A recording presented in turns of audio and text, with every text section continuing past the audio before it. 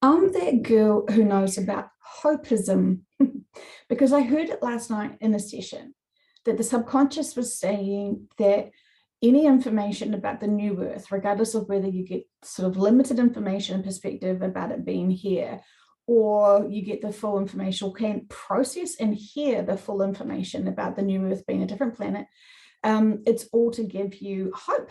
And the subconscious is wanting us all to have faith and trust and hope that what is happening, what is coming is very purposeful. And we should all start getting really excited. Whatever your version of what you can cope with being the new earth, that is very exciting and has fantastic opportunities and experiences, more than we can even possibly fathom. So whatever our level of being prepared and ready to be able to hear this information is perfect for us, right?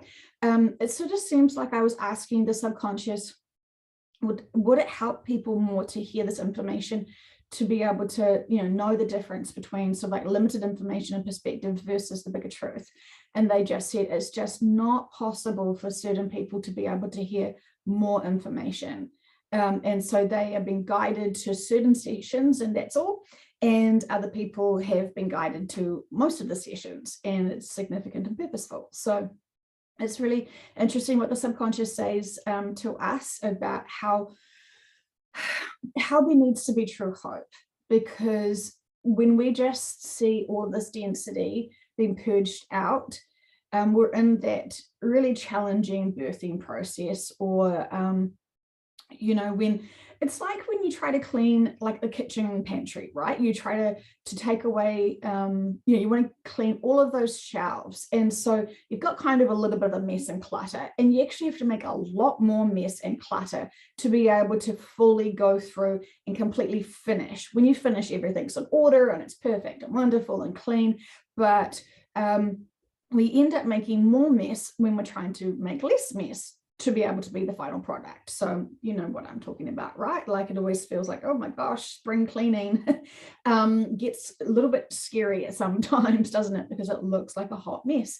And so this is what's sort of happening right now. All of the energy that we are feeling is the density of all that dirty dishwasher, that sponge being purged and cleaned out, right? So hands up if you have been feeling like you've been whacked with a massive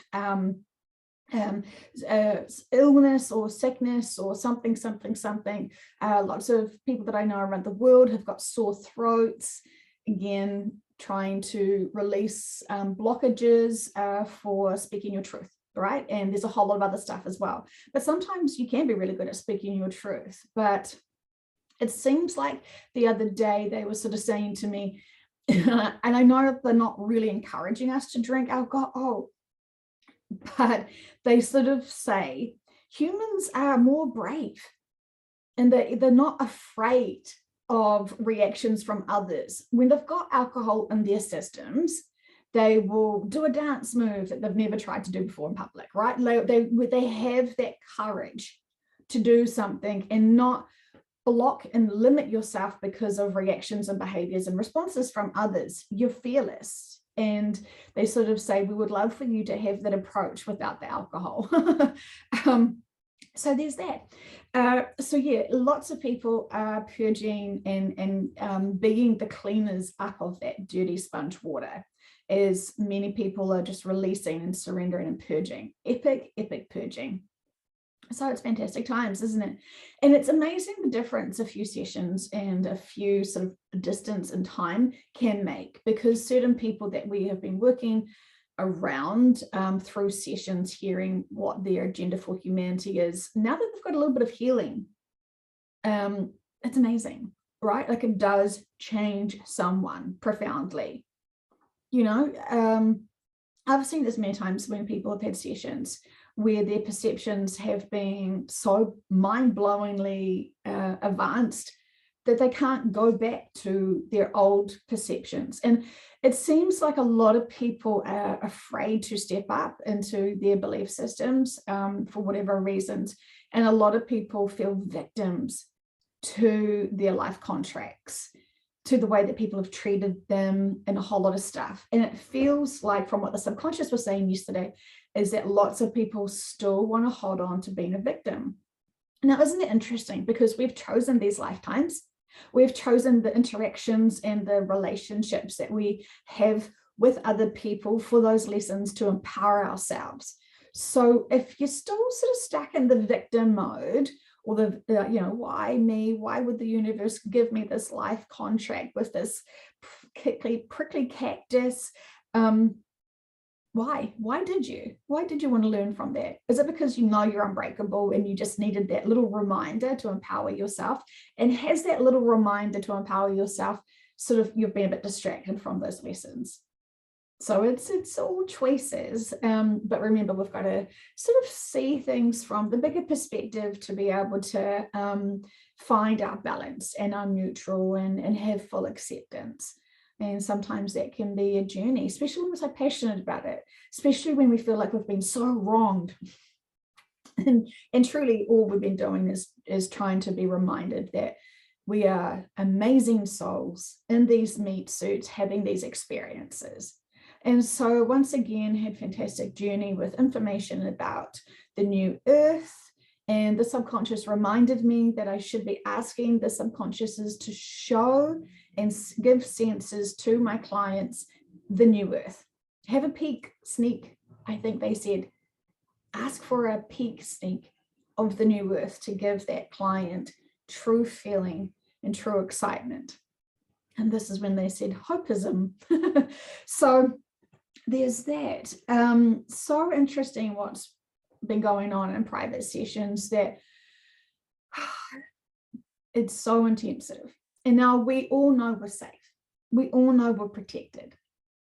But if there is some being or someone that wants to use their free will to get you, trip you up, maybe hurt you, maybe take you offline, maybe do something, because they don't like how powerful you are. They don't like what you're doing. Because often when we're in a challenging situation or a challenging relationship and we don't want to learn and grow and empower ourselves with higher perspective and return back to love, if we know someone's trying, even through these sessions, to try and help us and to try and help us heal from our big traumas from other lifetimes, we may be trying to do so much really good things for people and for humanity. But what does it look like when people are being forced, kicking and screaming, to do their inner work and release what no longer serves them? Oh my God, they can be brats, little diva brats. No, this is my precious. I love being this victim. I love this drama. I love this hardship. I love this trauma, blah, blah, blah, blah, blah. And of course, yes, sometimes it can be unconsciously your behavior, your reactions, your demeanor. And so anyway, it's super interesting what's happening in sessions, and positive outcomes and changes are coming because people have been healed and released from this trauma. And so now they can step up. And so it's very exciting and very purposeful. And I'm looking forward to seeing all of this unfold, because all life contracts need to be respected. And while not everyone gets their way when we use our free will, we do have life contracts that the collectives will honor. And they'll do the best of service to be able to honor that. So it's very interesting. So then it reminds me of, if we just used our free will for good, boy, that would be fantastic, right? Have that fearless approach to just love the shit out of everyone. Not hold resentment or bitterness for their behaviors while they're prickly cactuses. No, it's nothing personal. No, it's a big sign that they are hurting more than you could ever know. So when we truly love ourselves, we can not keep needing love from others because we're self-sufficient. And then we know that we can give more to other people because we are able to profoundly love ourselves. So think about it this way. You have 10 Easter eggs and you're wanting love from someone. So you give them your 10 Easter eggs. You have none for yourself. Now, while you're trying to build them up with their 10 Easter eggs, then you're trying to get back something, right? And so this is the worst analogy ever. We should be able to have our own Easter eggs and enjoy them, and be able to share with others our love, our Easter eggs, our whatever, and not expect a return, right? Because we know what we need. So we serve ourselves first, fill ourselves up without being gluttons. I've eaten 9, you have 1. But if that's what we need, that one's still a gift.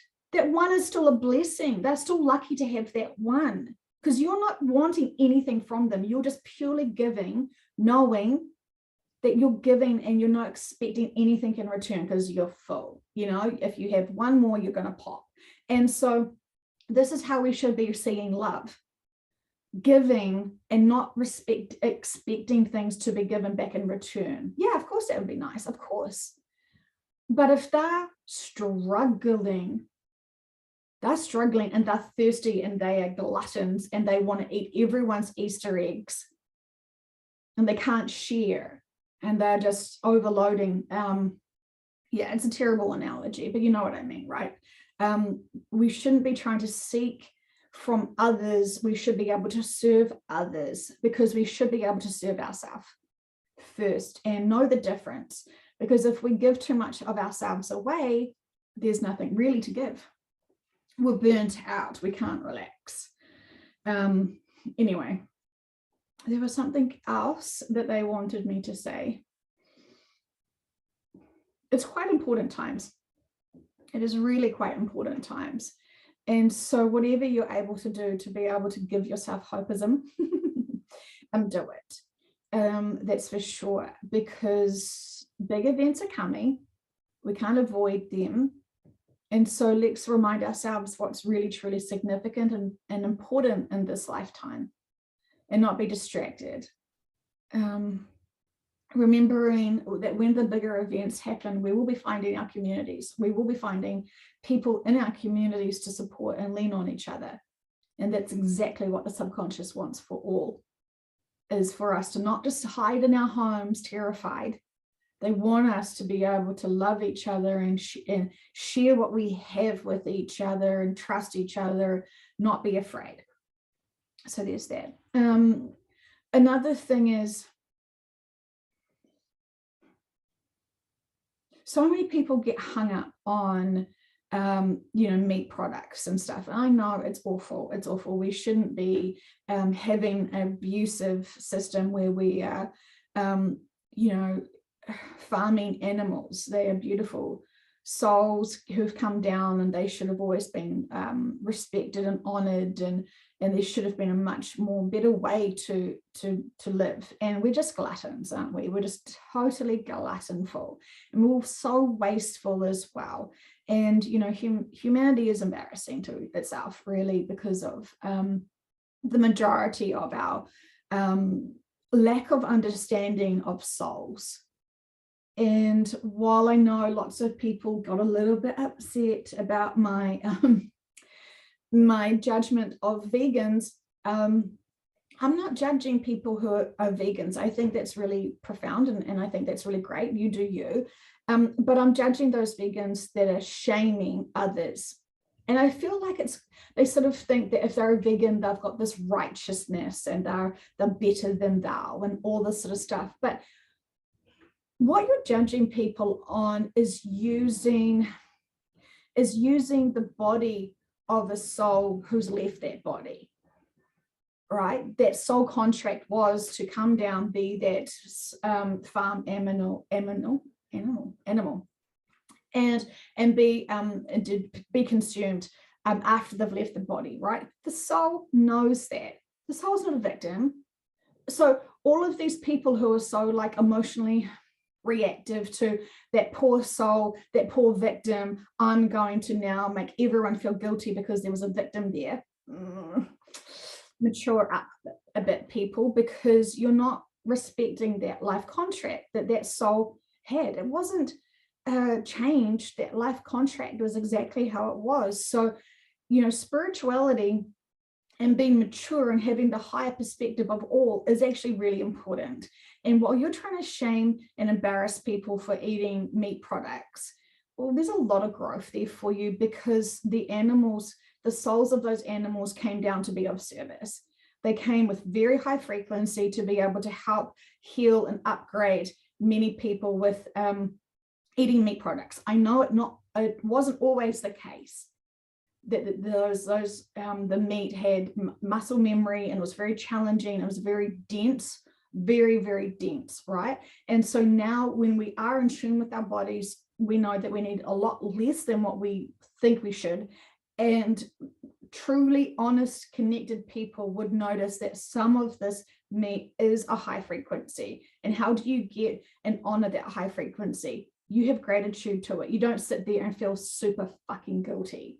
You respect the animal, you respect the soul, you respect that life contract, you respect it's a contract between you, and you honor that animal with gratitude. And that's how you fully absorb that high frequency. So, you know, there is something to be said about that.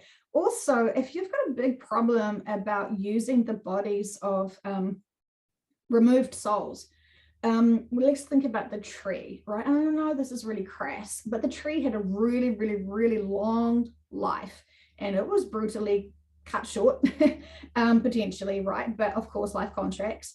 And then that tree has been made into toilet paper. And so those vegans who are so righteous about, you know, us consuming animal products, you know, while still wiping their butts with dead trees, think about the souls of the trees. Do you think the vegans do? Do you think those righteous people who are constantly saying you shouldn't be using products from meat suits, or I don't know what you would call a tree suit, something, right? But when you know that everything has a soul and a consciousness, it would be pretty darn impossible to not be using something that did have that. And as we know, the soul essence doesn't completely just remove itself. It's still watching, and it's still being of service. And so, you know, we're never alone. And there's so much to be said about it, right? And I find that it's kind of the same challenges to be able to open up people's mindsets and consciousnesses to this conversation about, you know, eating leftover products from soul's experiences, whether you're a tree or a cow. The same as like with the crimes against humanity with the children, right? Hideous, hideous, hideous, hideous. Again, life contracts. So is someone asking you to have a massive reaction and a vengeance and a massive mission to focus on getting justice for those souls of those children? Not really, are they? But sometimes people assume that we must be fighting for those children and those souls of those children. So really good to ask about this in a session, right? Really good to ask about this in a session. What is your purpose and life contract, and what is your mission, and what are you supposed to do to revenge or to awaken humanity to this unfolding and these crimes against humanity occurring? And really hear, truly hear what your purpose is about that. I know we're very passionate about it. I know we're empaths, and we can put ourselves in this position of being brutalized animals or brutalized children. You know, we could focus our attentions on really low density, hideous, horrific things if we choose. Or if we remember its life contracts and accept that all is purposeful to help awaken humanity, then we can be in that balance. It's a choice, right? How we want to perceive and accept and understand. And just like you didn't like that, just like how you did not write their life contracts, or how you cannot understand the purpose of why they would possibly have these horrific lifetimes, trust. If any life contract has been signed, it is super purposeful. No soul comes down here for shits and giggles and torture without it being significant. Remember karma in terms of they want to be on the other side now.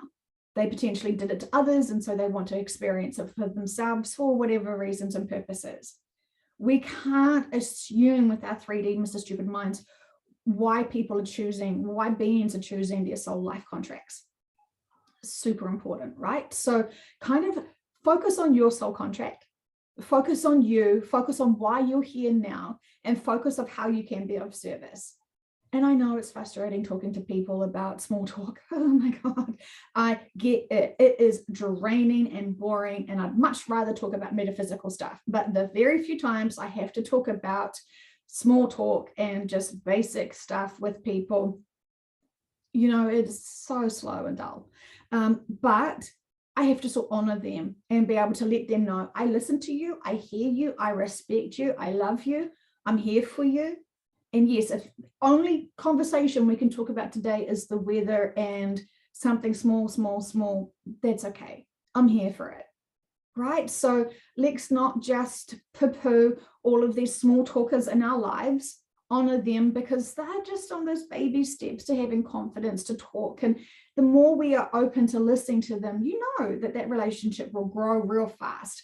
And they will start talking to you about their crazy dreams. If you're lucky, it's not their sex dreams.